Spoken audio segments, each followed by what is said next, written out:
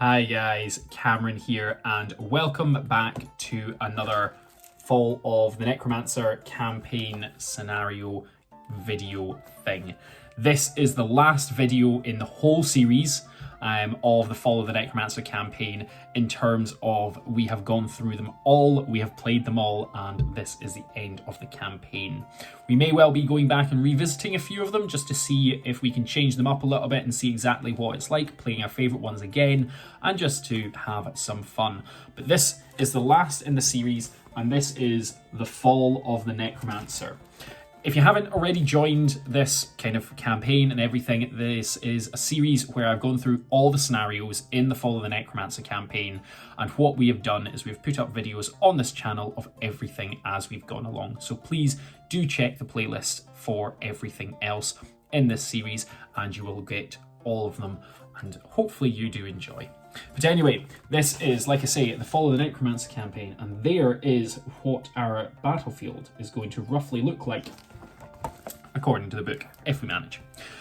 So this is played on a 2x2, and I will go through all this sort of stuff, and then we can get on to the actual gameplay and our thoughts on it. So, the layout of the board.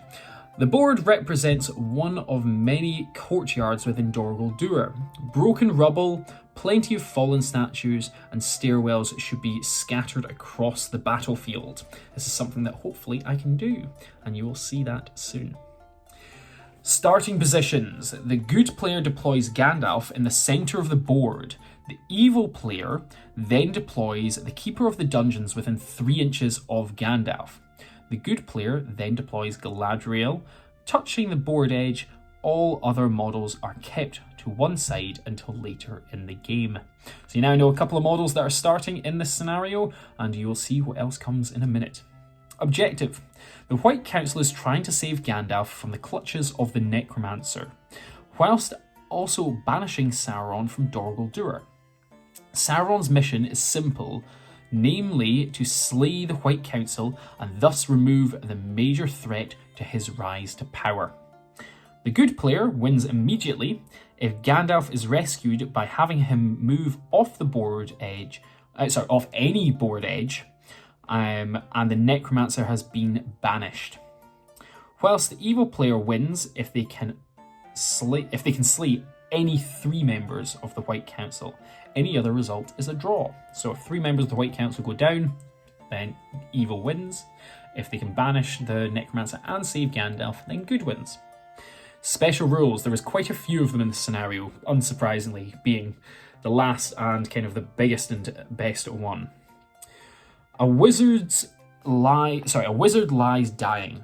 Gandalf starts the game with no might or will, no staff of power, and under the effects of the paralyze magical power. Friendly models may carry Gandalf, in which case he counts as a heavy object. I will destroy you is the next one. Galadriel can target the Keeper of the Dungeon with the banish magical power as if he was a spirit model. I'm pretty sure that's when she waves her hand and he goes poof, and pops essentially. 9 for mortal men doomed to die is the next one. As soon as the Keeper of the Dungeon is slain, place all 9 Nazgul of Dorgal Dŵr on the board edge at least 6 inches away from any good model. So I presume that's on any board edge, because it doesn't say any of. Place all 9 Nazgul on the board edge at least 6 inches. Yep, on the board edge. Doesn't say any which one. Are you in need of assistance is the next one. The good player may choose to have Saruman and Elrond enter the board at the end of any good move phase after the first turn. In the turn they arrive, Saruman and Elrond may use up 2 magic powers. These may even be the same magic powers twice if they prefer. Radagast to the rescue. The good player may choose to have Radagast arrive at the end of any good move phase, and Saruman and Elrond any good move phase after Sauron and Elrond have arrived. So that means Radagast can't come in until at least turn 2. Gandalf may be loaded onto Radagast's sleigh, at which point he counts as a passenger, which is not a bad thing, especially if he was a heavy object. Sauron's Return. At the end of the 9th game turn, the evil player may place the Necromancer touching the board edge. It doesn't say which, sorry, touching any board edge. That one does say which board edge. So that is all our special rules, at least for just now. Participants.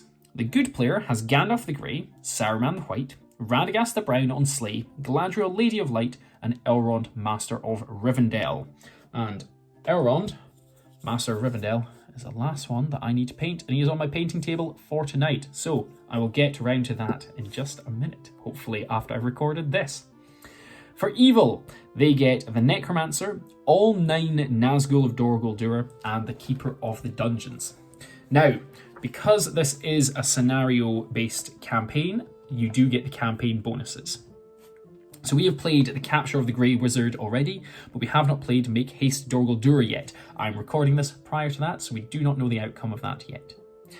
So in the Capture of the Grey Wizard, okay, the evil player won both times, okay, so we will both be receiving this. In the Fall of the Necromancer campaign, Gandalf may not roll to recover from the paralysis and magical power for the first 2 turns. That means Gandalf is going to be paralyzed for at least 2 turns, okay? It's going to be a bit of a bugger. And then Make Haste Dor Guldur. If the good player wins, which we will find out tomorrow in my time and last week in your time, good. In the Fall of the Necromancer campaign, Radagast may charge on the turn in which he arrives, whereas normally he wouldn't be able to. If evil win, Make Haste Dor Guldur.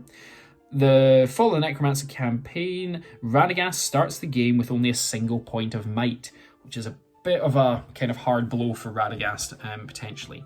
But that is all the rules and the scenario that you now know what we are doing.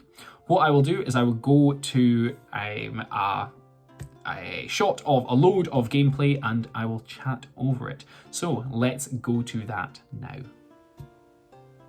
So here we can see the first view of the board, and this has got my Dor Guldur kind of display board in the center, and you'll be seeing more of that in the coming weeks. And I am playing the evil in this scenario, and instantly my Keeper of the Dungeons walks forwards and gets smited off the board, pretty much turn 2, a little gutted, and that means that Gandalf is probably going to be freed from this cage.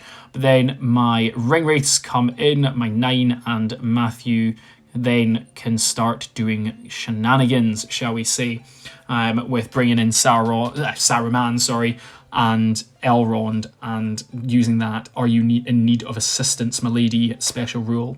So Galadriel kind of sitting there, and she's just going to be throwing out banishes constantly. And if I remember correctly, Matthew, on his rolls to see if Gandalf is still paralysed, got him fairly quickly. And it was a little gutting that kind of that happened. Now, obviously Gandalf is up in the cage. That's not where Gandalf should be. So what we're saying is if you manage to move into kind of base contact, which would be just directly below him, then we replace that Gandalf with a kind of normal Gandalf. But yes, Saruman, and Elrond are on, and then Gandalf is fine, and Radagast comes running on his sleigh as well. Now, I do manage to essentially trap Gandalf here, but kind of it doesn't really matter. I keep on losing fights with these ring wraiths, and it's a little gutting. We weren't too sure if we were using them to the great effect because we haven't really used them in the campaign previously. And actually, the same with some of the vanquishers of the Necromancer. They haven't been used to their full extent. We've used Radagast and we've used Gandalf, but Galadriel, Elrond, and Saruman we've never used. So trying to look at their magic lists and make sure we're using them correctly and everything was a bit of a hard going thing, but we pulled off this game and we think it went quite well. Gandalf managed to escape off the board himself, which was a bit gutting. It meant I couldn't kill him, and I think that meant that I couldn't actually win. I think I had to kill Gandalf as one of the 3. I can't remember fully, but certainly this game did not go in my favour. More killing, more losing, and we were keeping count of the turns just to see when Sauron would arrive. And you can see a couple of the ring wraiths balanced on top of orange dice. This was done so that we could remember where they went when they died. But I kept on losing ring wraiths. They just never came back in. And I was like, oh, I'll bring Sauron on at the edge, and then hopefully he can just start killing a couple of them because Radagast is low.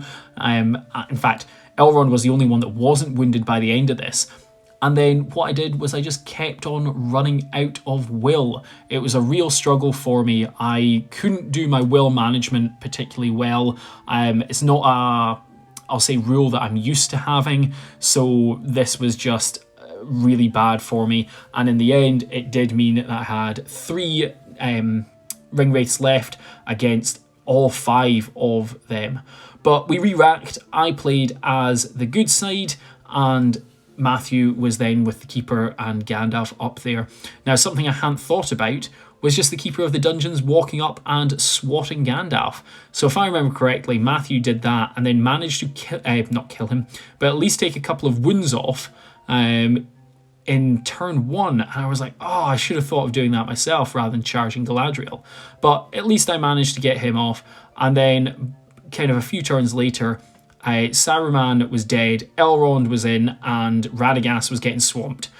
Yeah, you heard that. And also, I never managed to unparalyze Gandalf, which was also a stupid thing. Heavy object, it was just real hard. Radagast was trying to get in there. I ended up managing to get him on the sleigh, so I was hopefully going to run off and just see if I could survive. And then what happened? I got dismounted. The sleigh got taken off me, and it was just one of these, that is game over. I knew that was game over, and I was just now playing out to see if I could get a draw or if I could kind of make Matthew have some enjoyment in this. But it kept on just being a slug, and me trying to do things, but I wasn't really managing, and kind of Saruman came on, and it was just like, shall we call it game there? But obviously we played it out until the end, and people kept on getting taken off the board. The ring wraiths kept on going back and forth in terms of actually being reanimated and everything. And in the end, I lost. And I lost pretty badly. And that means in the final battle, I lost both games. And that I'm not too happy with. But it just is what it is. So that is that. The final mission of the Fall of the Necromancer campaign. Done, dusted. I can literally close this book and call it quits on the scenarios in this. It was certainly not how I expected. I wasn't expecting to lose both sides of that game. I'm a little gutted that I did. My will management with Sauron, I learnt this the hard way in mission 1. It's not good, apparently. I for some reason can't, in my head, figure out how will works with Sauron and how it should kind of comprehend and everything, but it is what it is. I am stoked that I managed to play through this whole campaign, and I'm really happy with the way that I played in this scenario, both as good and evil. I'm a little gutted that it went the way that it did, but you know what? I'm over the moon with it. You will be seeing a full rundown next week, next Friday, after this video comes out, is myself and Matthew talking through every single scenario and kind of his thoughts and a little bit of my thoughts on how that went. That video has already been recorded, and it is actually already uploaded onto YouTube. It's just sitting there scheduled to go. So please check that out next Friday. All these Fall of the Necromancer videos come out at 5 PM UK time, but until then, you can always check out the playlist for this. I have all 13 scenarios, plus the stuff that came out with the Fall of the Necromancer campaign, and then there will be obviously more stuff coming out along the way for this book, just in general, something to do with each of the Legendary Legions, some of the models that I've painted for this campaign, that's going to get stuff, and then the terrain piece that you saw in this video, that is also going to get a quick kind of video just showing what it is.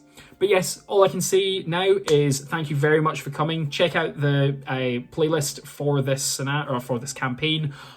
Don't forget to use my affiliate links in the description below. That is Element Games and Noble Knight Gaming in the US. It really does give a kickback to the channel, and I do really appreciate it.